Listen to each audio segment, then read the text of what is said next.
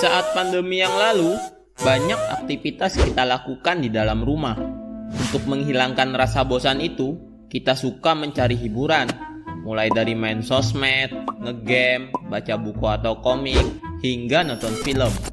Nah, kalau kamu lebih suka melakukan apa nih pas lagi bosan di rumah aja?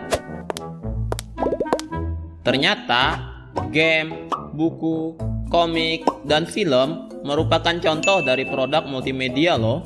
Bahkan konten-konten yang ada di sosial media pun, baik itu gambar maupun video, juga termasuk produk multimedia.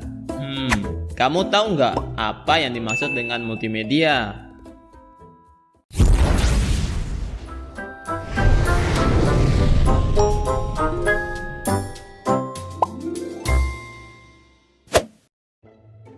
Multimedia diambil dari kata multi dan media, di mana multi berarti banyak dan media berarti alat atau perantara.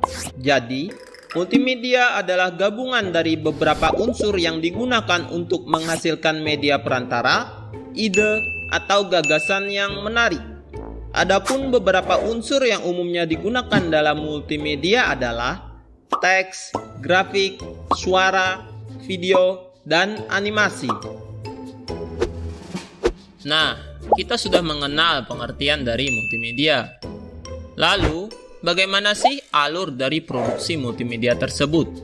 Secara umum, produksi multimedia dibagi menjadi 3 tahap, yaitu praproduksi, produksi, dan pasca produksi.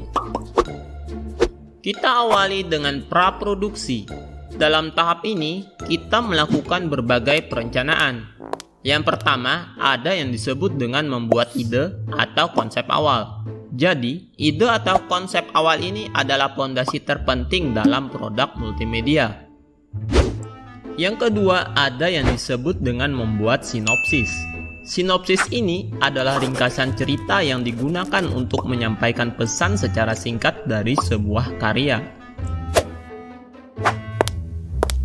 Yang ketiga, ada yang disebut dengan treatment. Treatment adalah versi lebih detailnya dari sinopsis.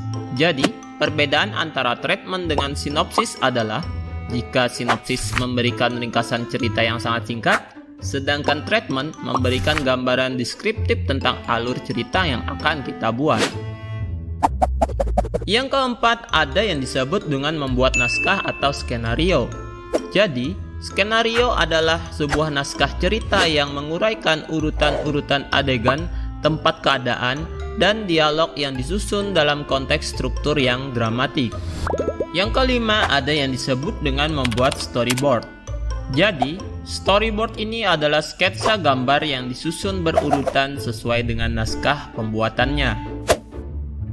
Yang keenam, ada yang disebut dengan perencanaan dan persiapan produksi, meliputi pencarian dan survei lokasi, pencarian pemeran, pencarian tim produksi, persiapan peralatan, perencanaan jadwal, dan perencanaan anggaran biaya.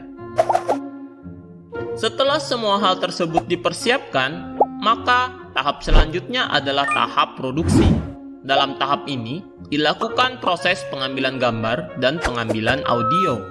Ada beberapa tips yang bisa diterapkan pada saat pengambilan gambar, antara lain: yang pertama, menggunakan lensa yang sesuai dengan tempat dan suasana gambar.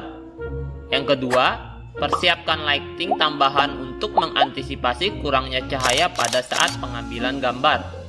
Yang ketiga, gunakan tripod atau stabilizer agar gambar yang dihasilkan lebih stabil.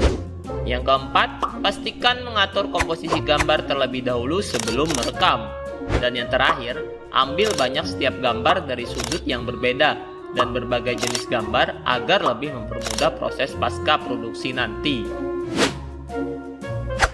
Setelah tahap produksi, ada yang disebut dengan pasca produksi.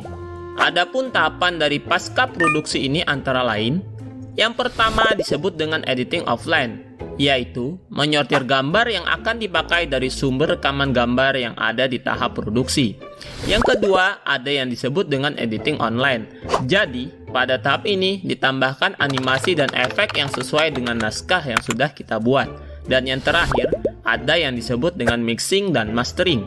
Jadi, pada tahap mixing merupakan tahap penggabungan antara video dan audio, sedangkan tahap mastering adalah tahap pemindahan hasil akhir video ke dalam CD atau DVD.